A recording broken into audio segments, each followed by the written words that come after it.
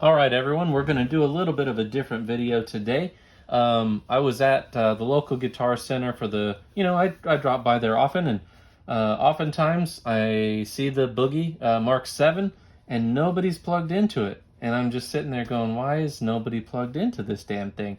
The few people that I talked to, I saw one guy, just shredding, and I asked him, I'm like, dude, you played the Mark VII? He's like, I don't know how to dial it in. Same thing like 2 days ago when I went there. Guy plugged up and he's just kind of confused on how to work it. And to me, it makes a lot of sense because I know boogies, right? But some people don't. So this isn't for everybody that knows how to use boogies. If you know how to use boogies, then you don't really need this video. But if you're curious how to work the 7, when you go to Guitar Center or one of their authorized dealers and want to be able to use it very easily, it breaks down pretty quick, right? So we'll just start. You got 3 channels, channel 1, 2, and 3. How they usually lay them out is, your cleaner tones, kind of your mid-range and crunch tones, and then your lead tones and your heavy stuff, right? And you can kind of finagle it whichever way you want. You can run boosts, all kinds of stuff, right? But we're not going to talk about that. So the channel layouts are the same for the most part. They have all the same types of switches in the same places, so to speak, or knobs. So you can see gain and treble, master, mid, presence, bass. It's the same on all 3 channels. So your channel layout, this is channel 1, right? And your channel switcher is here if you're not using the foot switch. So we're on channel 1. So then we'll start at the left switches here. So you can see you got clean, then in the middle is fat, and then you got crunch mode. So obviously that is, progressively more gain, so to speak. Then you've got your EQ switch right here. So EQ right now it says 0/FS, which stands for foot switch. So you can see here the EQ light is not on, but if you hit this switch, bam, then you got your EQ on. What that does is it activates your graphical equalizer, as Ola would call it, right? So then you can mess with some more specific frequencies. And we'll get to that later. But then if most people want the EQ off on channel 1, as I do, because you don't really need it. And then you've got your little wattage switch. So instead of having multi-watt switches on the back, they put it right on the front per channel, which is super cool. So the bottom 25 watts, 45 watts, and the full 90 watts right there. And the other controls are pretty straightforward. You got gain, master volume per channel. It doesn't have a global overall output volume. Presence, then you got treble, mid, and bass. And these controls are very straightforward. With the presence, when you turn it way up, you do get a little bit more gain, at least in my experience.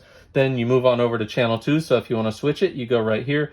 Bam, channel 2. Now you're on channel 2. So this one you can see also has a little switch here. So it's like having 9 different amps right here on this one amp. So it starts off at fat now, you can see, and then it goes boom to crunch, and then you press down, and that's Mark 7 mode.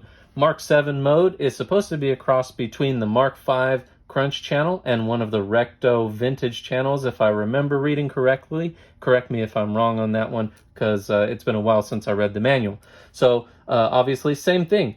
Lowest gain, then you move it down one, you got a little more gain, then Mark 7 is pretty crazy gain. So you can get some serious chugs out of there if you want to. And the same exact thing with the EQ. So EQ on is up, EQ off, so you can see EQ on, EQ off, boom.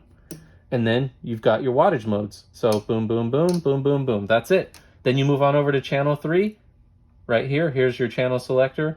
Bam, channel 3. So it's exactly the same. You got Mark 2B mode, you've got 2C plus mode, and you have Mark 4 mode. Whichever one of those you want to try out, you just switch the little tiny switch here, and you can get that mode. Then EQ on and off is exactly the same as the other channels. 25, 45, and 90 watt, exactly the same as the other channels. Now these 3 little knobs right here are kind of out of character, but these are your reverb knobs. So channel 1, 2, and 3, and you can set them to your liking, right? So each channel has its own reverb. I like a little bit on my cleans, but I don't really like anything on my mid or my crunchy tones, at least onboard reverb. Then now we'll talk about the graphic equalizer. So you've got different frequency ranges here. You've got 80 hertz, so that's on the low end spectrum, so that'll give you a lot more of that ballsy tone if you want a lot more lows. And what a lot of people do, you can see I do as well, is you dial out the bass here, and then you put it in later in the signal chain here. And in my opinion, it sounds better, because if you do one of these, it's just going to sound real muddy and kind of crappy. So most people, you know, you're going to run maybe 9 o'clock or less for the most part, unless you have like a small cabinet that doesn't have much bass response or something. Then you move on over to 240. This is kind of your low mids. It gives you that low mid thump if you want it. And then 750 is kind of the mid range of the mids. That's where you get that scoopy sound, you know, like Metallica and a lot of those guys use. And then 2200 is your upper mids.